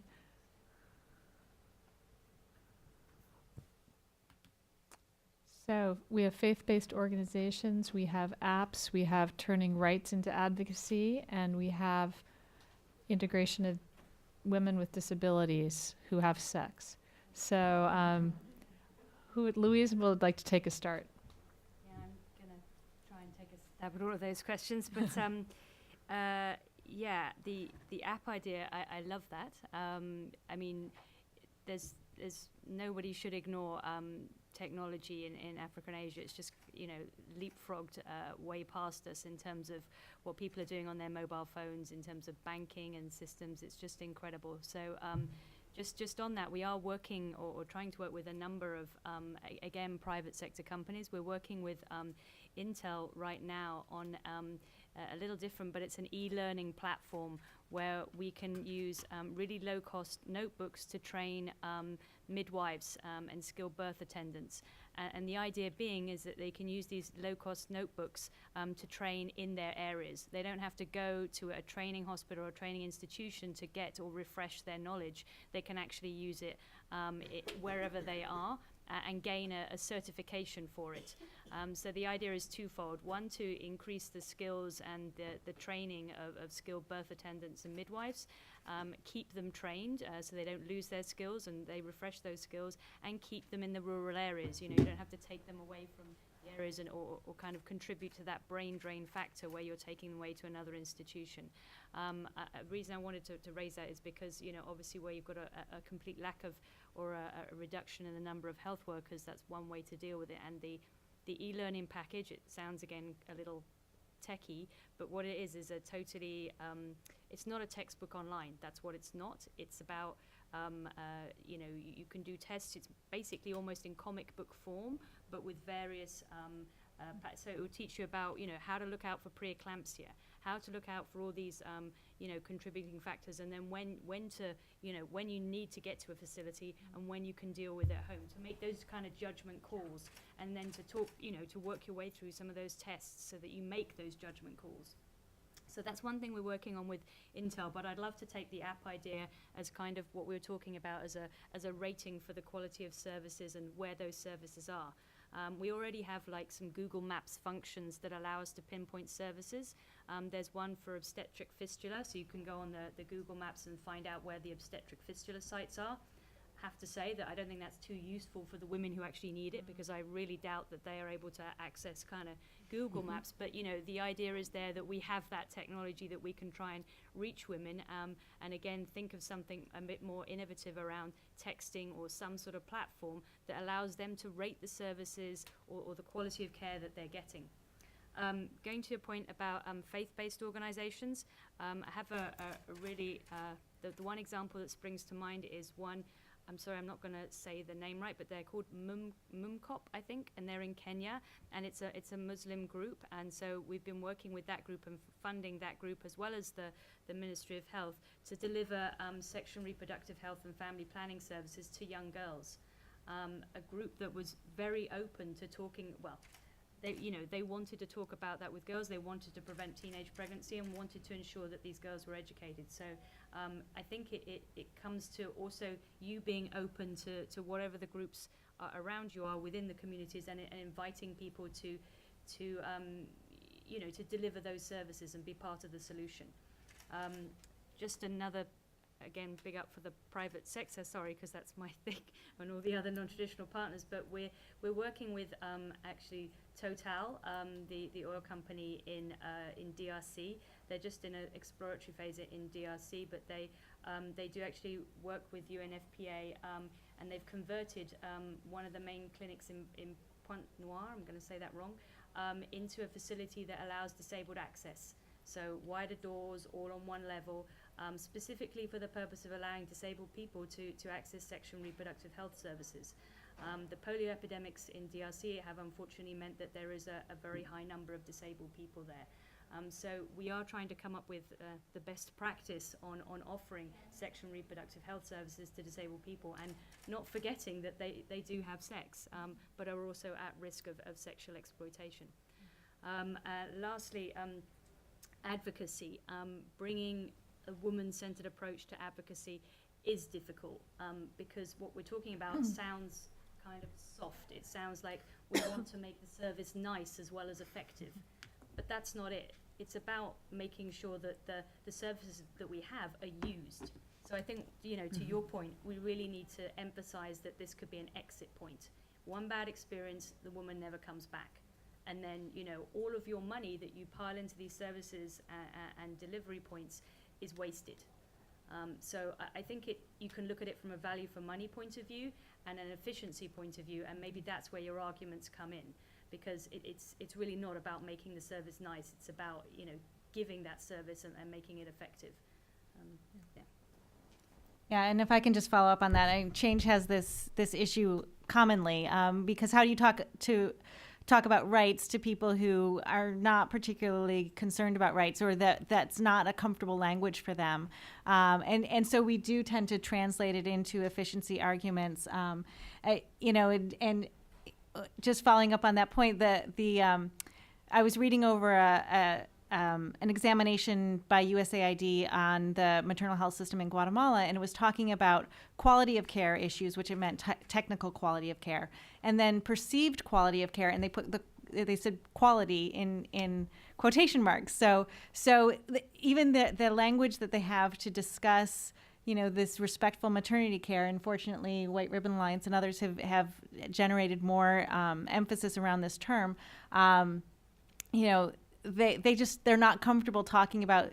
They don't really have a way to define it other than kind of in quotes, and so we have to continually find ways to talk about rights issues in other ways. And there are some governments that don't want to hear about rights at all. And so how do we make sure that we're talking about it in a way that they can understand what the impact is of it? May I just add? My brother down there, over there, said something about the Abuja Declaration. Well, we have, it was done in Abuja, where I come from. We've tried to raise the to raise the funding through the National Health Bill. We thought we had a fantastic bill, and the previous National Assembly, after the women picketed, because we have some strong women groups, they passed it. Unfortunately, and we all rejoiced. That bill, if it had been assigned to by Mr. President, would have raised a lot of money, especially for PHC. But where did the opposition come? After the National Assembly agreed to it, my dear colleagues started picketing against it. And that caused a lot of delay until it lapsed, and the president couldn't sign. Now it had to go back to the new house. But as I presented, the White Ribbon and our members are still working on it. It's a hard, difficult process. But the funding, it will come. But that, what we're advocating is that which is being released. We should make sure it gets to the grassroots. Let's be accountable. Let's make sure that whatever they vote out there really gets down to the grassroots. Concerning the faith-based organizations, at the national level, there's an interfaith organization and they are trying, but the different states have different things they're doing. Sokoto State, for example, that is being supported by the US government, some programs. The Islamic leaders have been engaged. And every week, they talk on family planning and integration. That's why the services have increased from 8% to 70%. That's what, well, not that's why, one of the reasons why. And, but it's not happening. We have 36 states. Some states are more religious or whatever. They will just not push it forward. Concerning the disabled, will it be satisfactory to say that we're working on it? No, I don't think so. It's not. Integration is essential. Unfortunately, the health ministry does not have the policy, which means it doesn't have the funding for the disabled. It's in another ministry. Now let's talk about, you haven't integrated within the health fully these 3 areas, and now you're now going to bring in this. So it's a long, slow process. But it has come up on the agenda. Thank you. I think pretty much everything is answered, but I just want to add for the FBOs, I think you should look at Ethiopia's faith-based organizations as an example on how they've been at the forefront of family planning since actually, I would say 10 years or so ago. Both the Christians as well as the Islamic groups have had incredible push, including service delivery, including the evangelical church, which you would assume would be conservative, has done quite a great job in terms of availing family planning services through their service sites. And they've done quite a bit of advocacy types of work, so you should look into that. Otherwise, I think everything has been responded to, but I would want to come back and say, as my colleague from IPPF stated, I think political commitment is absolutely critical, and we know all our governments always sign in to different declarations, from Abuja, now it's FP 2020. I mean, there's a whole bunch of things that are coming up, but at some point, I mean, they need to be, or we need to make sure that it's not just a policy, but the implementation, and make citizens, inform citizens on how to make our governments accountable, to make sure that whatever declarations that they've signed on are really implemented, because we're very good at signing, but we're not very good at making sure that the implementation is on track. Thank you. I'll just add on the mobile apps. If you go back to the Wilson Center archive, we actually did a dialogue where we raised and discussed a lot of these programs, and there's something called Text for Baby, for example, where pregnant women get regular updates on their mobile phones on being checked in, et cetera. So thank you to our panel. Please join us. Where's Sandeep? I'm looking to right outside. Thank you so much to the Wilson Center, and thank you all for coming, and we'll continue conversations over refreshments.